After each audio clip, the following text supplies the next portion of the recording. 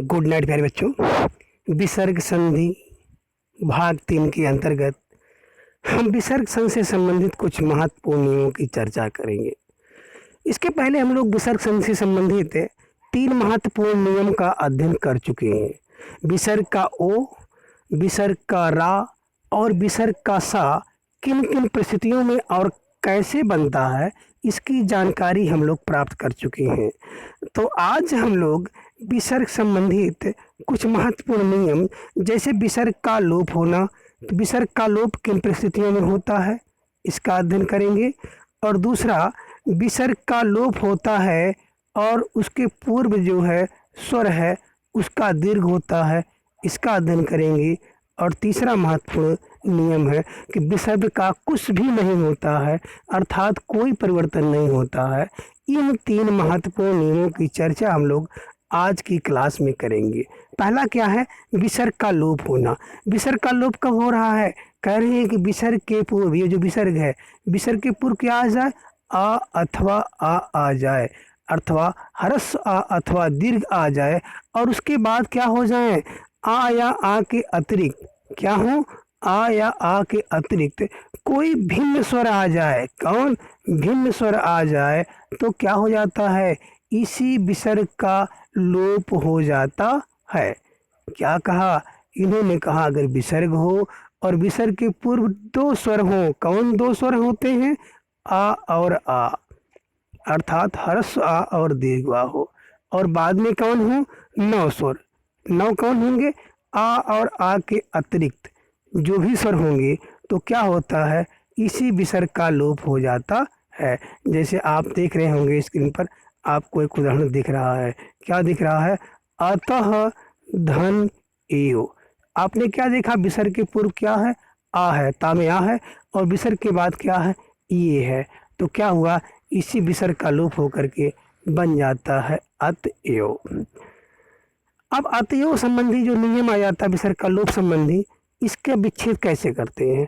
जब कभी आपको कोई शब्द दिखे तो उस शब्द के 2 टुकड़े करिए। कैसे? 2 टुकड़े कर लीजिए सार्थक, और बीच में विसर्ग लगा देते हैं। जैसे आप क्या कर सकते हैं? अत आपको अलग कर लेंगे और हो जाएगा अतः धन एव, हो जाएगा अतएव। दूसरा आप देखें, विसर्ग का क्या? विसर्ग का लोप होना और विसर्ग का ना होना। ये क्या कह रहे हैं? कि विसर्ग ही रह जाएगा। कब रह जाएगा विसर्ग ही? कह रहे हैं कि विसर्ग तब रहेगा जब विसर्ग से पूर्व क्या हो?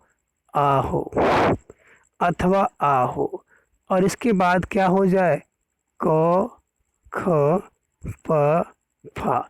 ये 4 वर्ण अगर आपको मिल जाए तो क्या हो जाता है?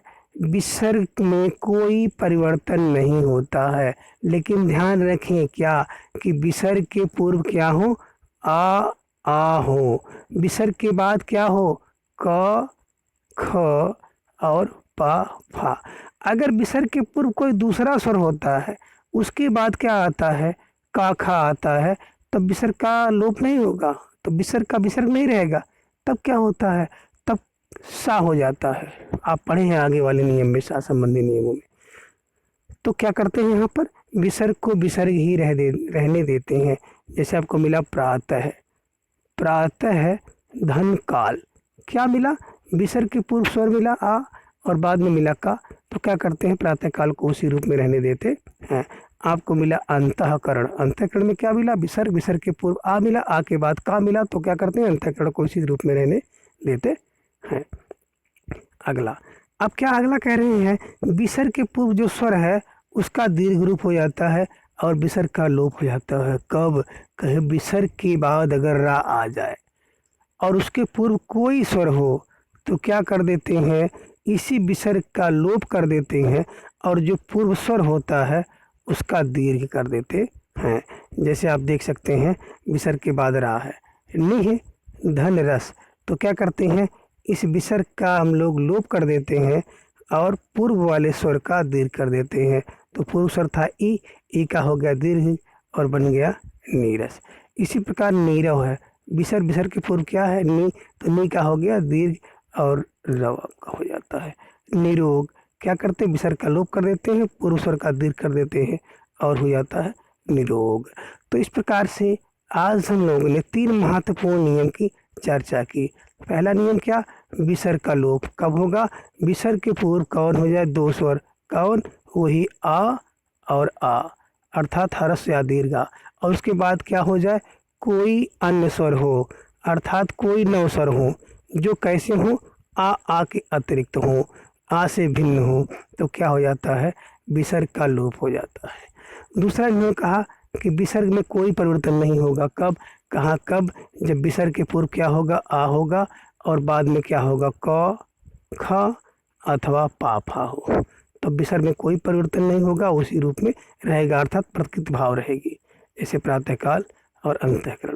तीसरा उन्होंने कहा कि विसर्ग का लोप होगा और क्या होगा, विसर्ग से पूर्व जो स्वर है उसका दीर्घ होता है, कब, कहा विसर्ग के बाद अगर रा आ जाए तो पूर्व स्वर का दीर्घ हो जाता है। जैसे आपको दिख रहा है विसर्ग का दीर्घ कैसे हुआ, निह धन रस, निह धन रव और निह धन रोग में क्या हुआ, विसर्ग का लोप हुआ और पूर्व स्वर का दीर्घ हुआ, विसर्ग का लोप, पूर्व स्वर का दीर्घ, विसर्ग का लोप और पूर्व स्वर।